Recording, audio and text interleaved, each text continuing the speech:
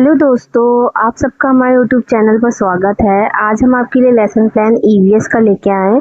ये ईवीएस में भी आप बना सकते हो और साइंस में भी बना सकते हो, दोनों में बना सकते हो। तभी हमने दोनों सब्जेक्ट को ऐसे मेंशन कर दिया है। लेकिन आप जब बनाओगे तो एक ही लेसन मतलब एक ही सब्जेक्ट लिखना, ठीक है। तो चलिए स्टार्ट करते हैं। आपका जो पाठ योजना संख्या है आप वो लिख लेना।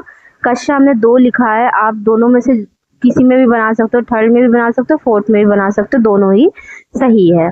प्रकरण आज हमने लिया है सजीव और निर्जीव वस्तुएं जो होती हैं उनके बारे में हम बच्चों को आज बताएंगे कि क्या होता है। चलिए, सामान्य उद्देश्य हमने लिखा है छात्र विज्ञान विषय के प्रति रुचि ले सकेंगे। अगर विज्ञान है तो विज्ञान के विषय में, अगर ईवीएस है तो ईवीएस के विषय में रुचि लेंगे, ठीक है। छात्रों की तार्किक क्षमता का विकास करना, छात्रों को विज्ञान विषय की उपयोगिता बताना या ईवीएस की विषय का उपयोगिता बताना। आप ऐसे भी लिख सकते हो अगर ईवीएस में बना रहे हो तो। विशिष्ट उद्देश्य की बात कर लेते हैं। तो पहला हमने लिखा है छात्र सजीव और निर्जीव वस्तुओं को जान पाएंगे। छात्र मानव निर्मित और प्राकृतिक वस्तुओं को भी जान पाएंगे, ठीक है।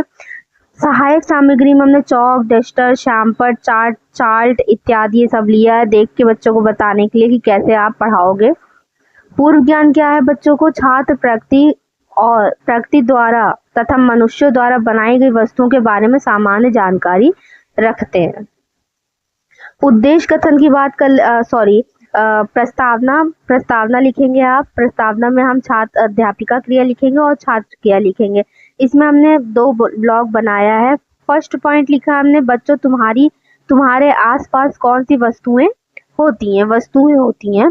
तो कॉपी, किताब, पेन इत्यादि ये सब होती है। कॉपी, किताब, पेन वस्तुएं किसके द्वारा बनाई जाती हैं? तो किसके द्वारा बनाई जाती हैं? सिंपल सी बात, मनुष्यों के द्वारा बनाई जाती है। मानव, पशु, पक्षी किसके द्वारा बनाए जाते हैं? भगवान या प्रकृति द्वारा बनाए जाते हैं। बच्चे ये सब बताएंगे, कॉमन सी बात है, ठीक है। फिर आता है हमारा फोर्थ पॉइंट लिखा है हमने कि मानव तथा प्रकृति द्वारा बनाई गई कुछ वस्तुओं के उदाहरण बताइए। तो बच्चे अपना अपना पॉइंट ऑफ व्यू देंगे। कॉपी है, स्कूटर है, पहाड़ है, नदी इत्यादि ये सब चीजें है। मानव और प्रकृति के बारे में पूछा तो पहाड़ भी आ गया, नदी भी आ गई, ठीक है। फिर फिफ्थ पॉइंट हमने पूछा कि इन सभी वस्तुओं में सजीव और निर्जीव वस्तुएं कौन सी हैं। कुछ बच्चों को पता है, कॉमन सी बात है, कुछ को नहीं पता, तो इसीलिए हम ये लेसन प्लान लेके आए हैं। तो ये समस्यात्मक प्रश्न हो जाएगा। उद्देश्य कथन की बात करें, प्यारे बच्चों आज हम सजीव और निर्जीव वस्तुओं के बारे में अध्ययन करेंगे।